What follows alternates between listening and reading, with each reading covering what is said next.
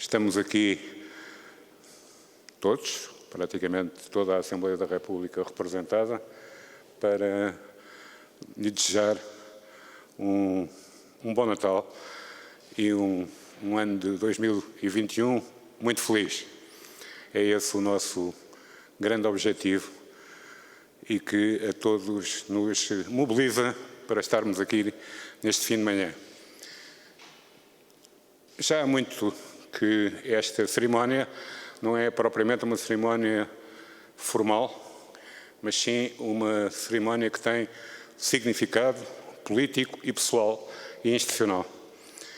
E este ano, por maioria de razão, esta cerimónia é ainda mais importante.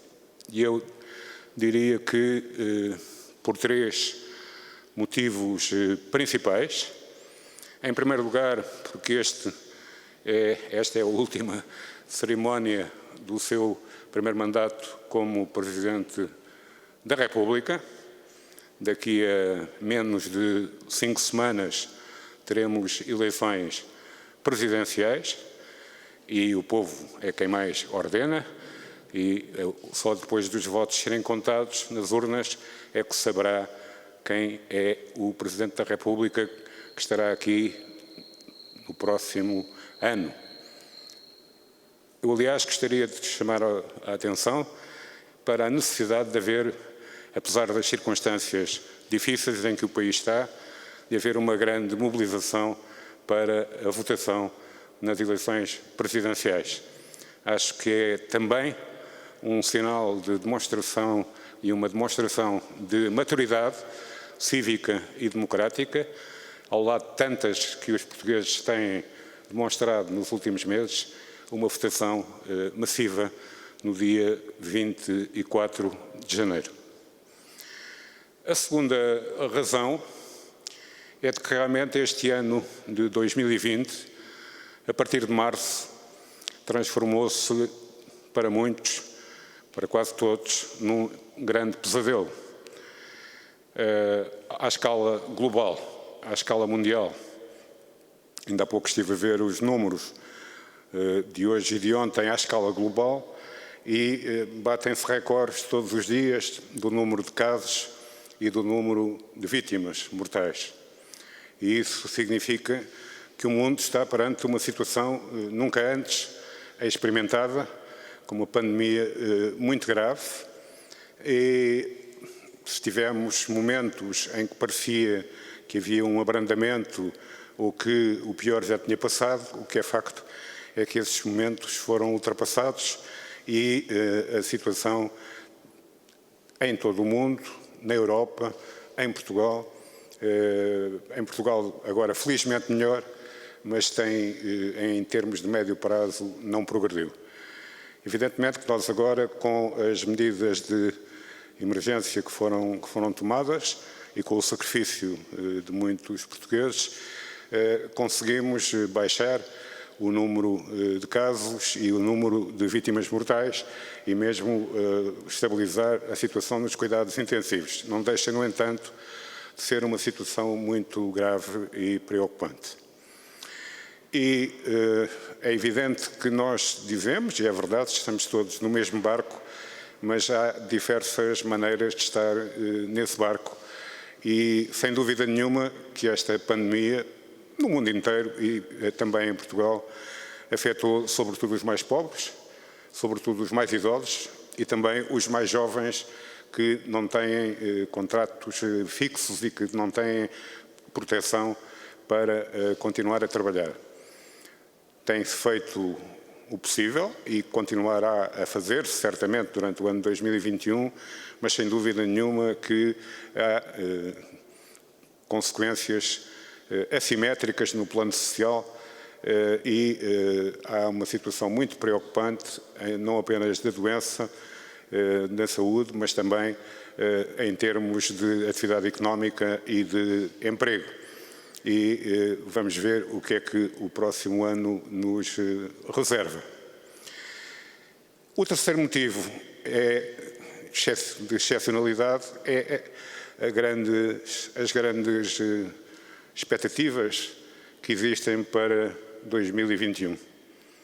Expectativas no plano sanitário, em primeiro lugar, com a aprovação ontem da vacina para a Europa e a possibilidade de começarmos a ter disponível em Portugal, vai ser um novo momento e vamos todos esperar que com a vacina haja uma progressiva normalização da situação sanitária. Evidentemente que algumas notícias que nos chegam, por exemplo, de Inglaterra, são notícias preocupantes, mas de qualquer forma as autoridades sanitárias europeias têm dado garantias de que a vacina continuará a ser eficaz mesmo com esta nova variante que é mais contagiosa do que as outras. Esperemos que seja assim. Também em 2021 é um ano muito importante porque é o ano em que vão chegar finalmente, a pouco e pouco, os apoios que a Europa dá à Europa a vários níveis para que o combate pelo crescimento económico, pelo desenvolvimento, pela capacidade de respostas sociais e sanitárias a esta crise tenha bastante mais meios. E, portanto, a resposta da Europa foi muito positiva e agora é preciso concretizá-la. E todos sabemos que, para concretizar essa resposta, vai ser necessário aprovar dezenas de regulamentos comunitários e vai ser necessário que todos os documentos que foram aprovados pelo Conselho e pelo Parlamento Europeu vão aos Parlamentos Nacionais. E, portanto, eu diria que ainda temos, nesta primeira fase, muito que sofrer para até que cheguem visivelmente os fundos que a economia e a sociedade necessitam. Temos também a presidência portuguesa da União Europeia, que começa no dia 1 de janeiro. Estamos a poucos dias do final do ano e ainda não se sabe se há um acordo ou não para o Brexit. Às segundas, quartas e sextas parece que vai haver um acordo, às terças, quintas e sábados parece que não.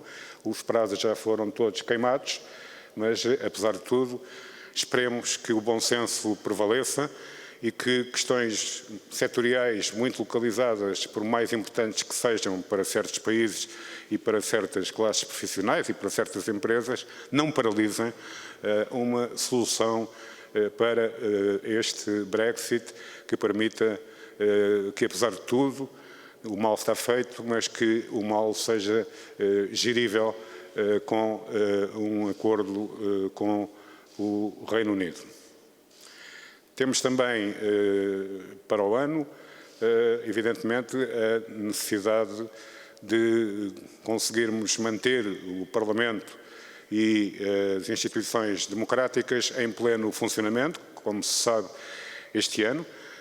Nunca parou a atividade parlamentar, a atividade do plenário, a atividade das comissões, as comemorações quando se tiveram que fazer, e eu penso que o Parlamento deu não apenas um grande exemplo de cooperação institucional com o Sr. Presidente da República e com o Governo, mas também deu um exemplo de capacidade de trabalho e de estar, digamos, pronto para responder em momentos de crise que eram perfeitamente impossíveis de prever há um ano atrás.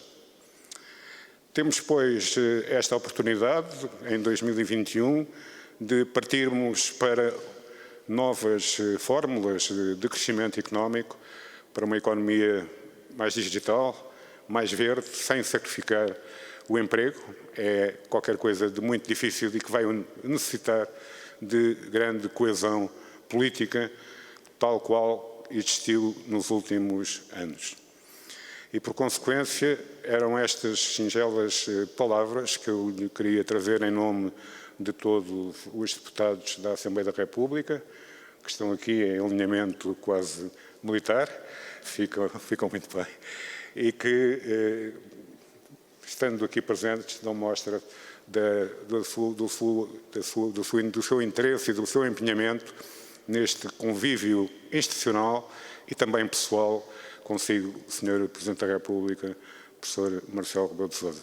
e, mais uma vez, um bom Natal e um ano de 2021 muito feliz para si e para toda a sua família.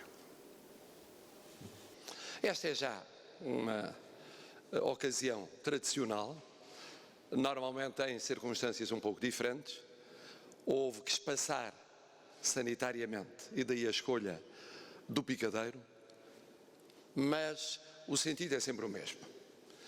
É, por um lado, o transmitir os votos de um Feliz Natal para todos, neste caso, para toda a Assembleia da República, para todos aqueles que a compõem e seus familiares, e também as venturas para o ano seguinte.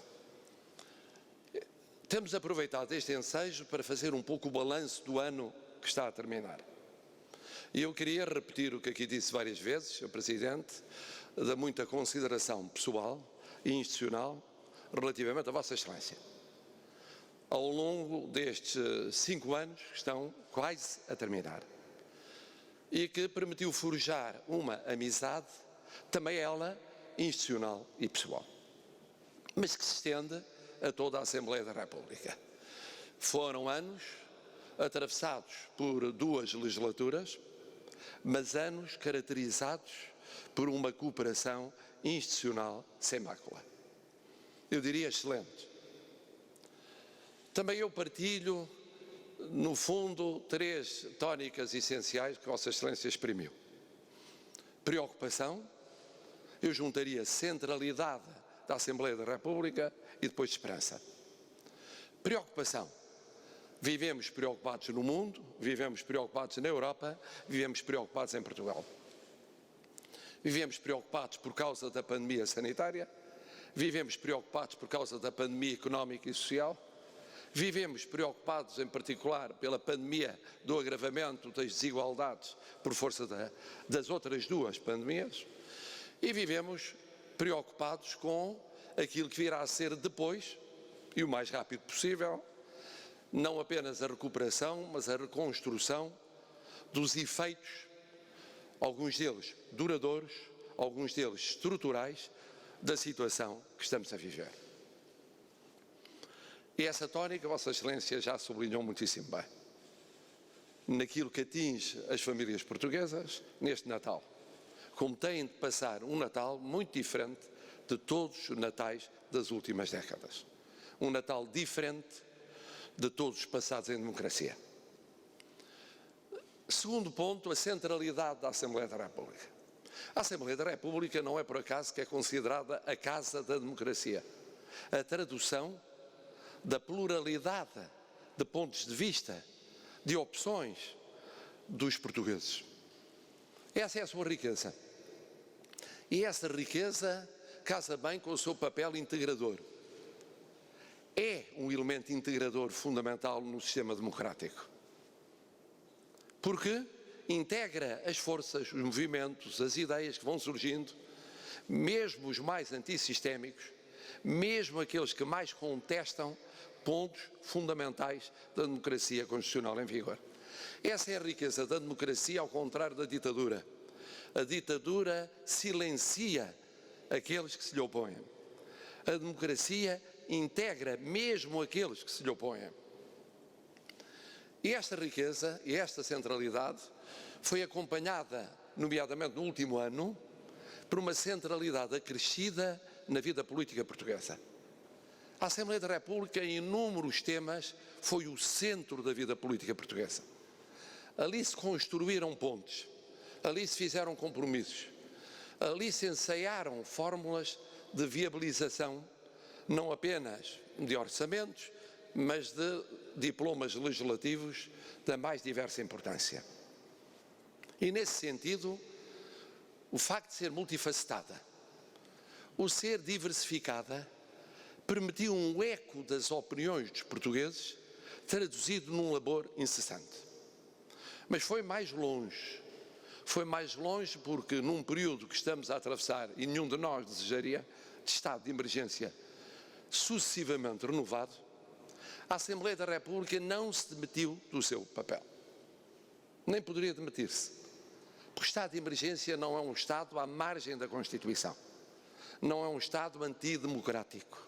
Não, é um Estado comportado pela Constituição e que integra, em situações excepcionais, a resposta da democracia a situações e a problemas que eles próprios são excepcionais.